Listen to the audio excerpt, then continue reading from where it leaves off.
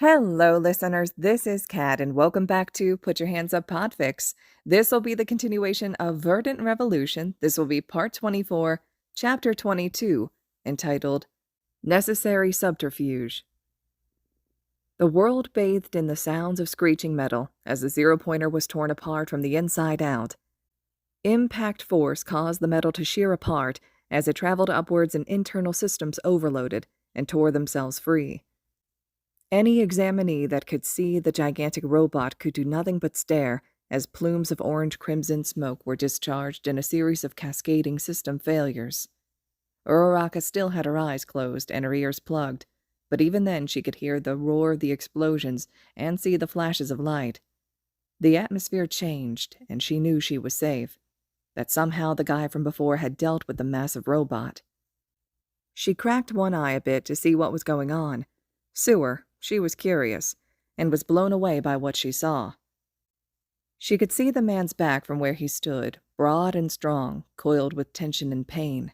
He breathed heavily, releasing what looked like steam from his mouth, much like the fog of a winter morning. His arm hung limply at his side, and blood dripped from his knuckles where the skin had been torn apart. His shirt was gone, revealing his holster and revolver, fitted over the tight black undersuit that was being worn underneath. Her eyes traced up his injured arm. The undersuit had been shredded and hung in strips around his muscles. Oh, wow, those muscles. Ochaco could feel her eyes being dragged almost against her will across his body. She couldn't help but wince when he simply reached over and grabbed his clearly dislocated arm at its wrist before pulling it forward and straight in front of him. Ochaco unplugged her ears just in time to hear him hiss as the ball of his arm bone clicked back into its socket. Izuku took a deep breath before putting on a careful smile and turned back to the girl still trapped under a pile of rubble. "That was scary, wasn't it? Let's do our best to get you out of there." Izuku reached down, carefully picking the pieces of rubble off the girl and tossing them to the side. The siren indicating the end of the exam rang out through the arena, and Uraraka watched as the man's eyes flicked up towards the sound for the briefest of moments before he returned to his task. As the last of the rubble came off her back, she tried to move, only to be met with the man's hand keeping her in place.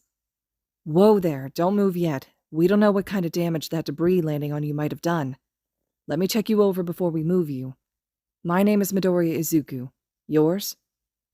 Ochaco couldn't help but blush slightly and stutter out a response.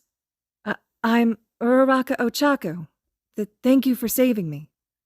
Midoriya had been carefully examining her for injuries and, at this, rocked back on the heels of his feet. "Don't mention it. What kind of person would I be if I didn't give someone help when they needed it? By the looks of things, you got lucky. No spinal injuries or lacerations. You did break your leg, and you'll be sore, but that isn't anything the school nurse can't handle." Reaching out carefully, Midoriya picked Uraraka up and, despite her sputtering, began to carry her back towards the entrance where he knew Miss Shuzenji would be waiting to tend to the plethora of injuries that occurred during the exam.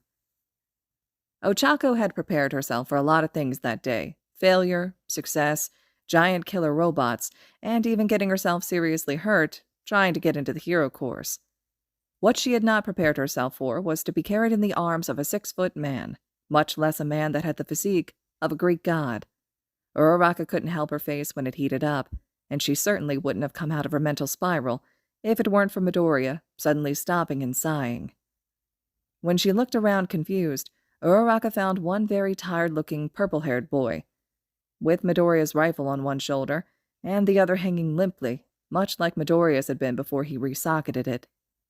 Izuku chuckled darkly, the rumble of his chest transmitting to his companion. "You tried to shoot it, didn't you?" "What the hell else was I supposed to do? You suddenly disappeared on me." The purple boy glared at Midoriya, while Midoriya glared back at him. Uraraka felt rather awkward being in the middle of this until both boys started laughing all of a sudden. Yeah, you're all right. Let's get you to Recovery Girl as well, shall we?" The walk was relatively short with the company. She learned the purple boy was one Shinzo Hitoshi and, once you got him talking, was a pretty funny guy. Evidently, they weren't the only ones Midoriya had saved, because the moment they reached the medical tent, Recovery Girl had spotted them and started yelling at and beating Midoriya with her cane. Ochaco was doing her best not to laugh, resulting in giggles slipping out, and even Shinzo was struggling to choke down his snorts. Do you have any idea how many more students you bruised the hell out of? Stop making more work for me! Each word was accentuated with a smack of the small woman's cane, and Izuku could do nothing more than try to shield his face as the blows rained down on him. Just get out. Out! I will take care of your friends here. Nezu probably wants to see you anyway, and I suspect, after that showing, you're wanting to speak with him. He's in the observation room with the other professors. Izuku's eyes narrowed and everyone shivered. Oh, yes. Thank you, Miss Shuzenji. I do believe I'll go do that now.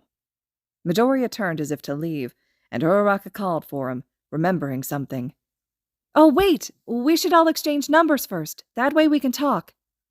Shinzo gave her a strange look before glancing at Izuku and shrugging. Can't be worse than when my classmates got my number.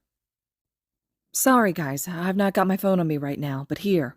Reaching into one of his pockets, Midoriya quickly produced 2 small business cards. Stop by sometime. We'd love the company. Midoriya quickly exited the medical tent, while Ochaco gave him a strange look. Wasn't his fist torn up? The robot on screen exploded as it was ripped apart from the force imparted on it. The teachers watching had completely forgotten to observe the other exam sites because all their eyes were glued to the sight of Midoriya snarling and punching the 0-pointer. Nezu was the first to snap out of his shock, although he was still shaken from what he had just witnessed. I may have underestimated how dangerous young Midoriya is. Everyone in the room except for All Might turned to give their president the most deadpan stare they could, before the silence shattered into a dozen voices yelling a variety of things. All Might was staring at the screen with a massive smile, and Nezu made a note to keep an eye on him. Sekijiro was the first to speak up, after Nezu had regained control of the room. He lied. No way in hell that was the work of someone who's quirkless. Much of the room agreed with him, while several others shook their heads. Both Midnight and Ectoplasm agreed with Khan, while Snipe sat very still.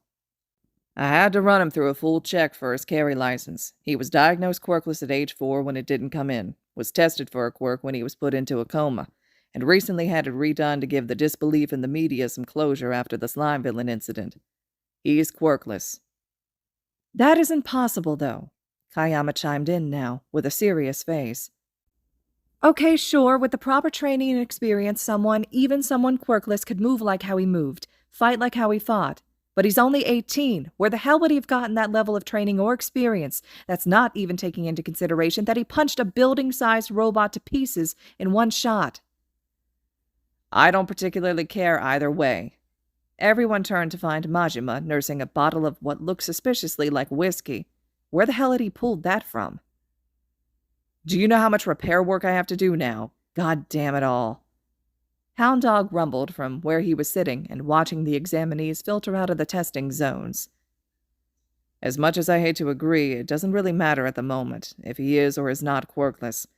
What matters is that we have a student we need to keep an eye on. We don't know what he's capable of or how he's gotten like that. Besides that, we need to shelve this conversation. He's coming our way, and he looks pissed. Izuku was indeed pissed, and when he literally kicked the steel door into the observation room off its hinges, Nezu couldn't help but scream in the back of his mind. A good number of the professors had filed out of the room, leaving the Chimera with Aizawa and Snipe, both of whom had stayed under the pretext of needing to speak with the boy for some reason or another. Izuku's eyes glowed an unearthly green, and Nezu shuddered when he noticed the boy's pupils were shifting into slits. His face was now twisted into a grimace, and when he spoke, it came out a growl. You have 30 seconds to explain what the fuck that was. You want to test me? Push me? Almost kill me? Fine. I signed up for your patent brand of crazy. Those other examinees didn't. You came entirely too close to killing them with your bullshit. Nezu could do nothing to refute the statements as much as he would like to. It was a mistake. A rather egregious mistake, but a mistake all the same. The 0-pointer was never intended to have its restrictions rescinded, and we are truly sorry for any trouble it may have caused you during the exam. Izuku could feel his eye twitch at the canned response. Oh, it was a mistake. Then I guess I'll have to go have a long conversation with Powerloader regarding his programming of the bots then, won't I? Nezu paled underneath his fur, and made a mental note to send Majima a warning and a bonus for dealing with what he'd brought down on him. And you're apologizing to me. The person you need to be apologizing to is the one in the medical tent right now, who got her leg broken and very nearly got her goddamn spine broken because of your mistake. Nezu winced as he realized his wording hadn't been great there. All right, your point is made. That was a poor choice of words. What do you want to keep this quiet, Midoriya? Aizawa's eyes went wide, and even Snipe turned his mask-covered face to stare at their president. He was going to try to sweep this under the rug. Midoriya smiled a cold smile, and took a seat now before turning to them and pinning them in place. In this case, you'll be allowing Miss Uraraka into the hero course. You did, after all, ruin her chances in the exam. You will also be grading Mr. Shinso fairly, yes? No taking points off for me technically disabling the robots first. The teachers waited for more demands to come, and when none came, they were surprised. Hesitantly, Nezu spoke now. Will that be everything, Midoriya? I do believe that is everything I'm asking for, unless, of course, you can think of something I missed. I also believe that I passed your exam, am I wrong? Slowly, Nezu nodded, wary of whatever he wasn't quite catching. I can accept those conditions. You did indeed pass. You can begin moving into the hero dorms in a week when we send out the acceptance letters. Izuku quirked his brow, and Nezu explained his question, already knowing what it was even before he finished. All hero course students are required to live on campus. For the students in the hero course, this is more of a 4-year boot camp than it is a college. Izuku nodded his head. He understood full well, and could appreciate that this wasn't some game to them. All right. Snipe, may I have my gear back? Hesitantly, Snipe pulled Izuku's sidearms out of his belts and handed them over to Midoriya, surprised when the young man handed him his revolver. Izuku shrugged. I don't need it. It's technically not legal, as it has no serial numbers, and I figure you may as well put it in the armory.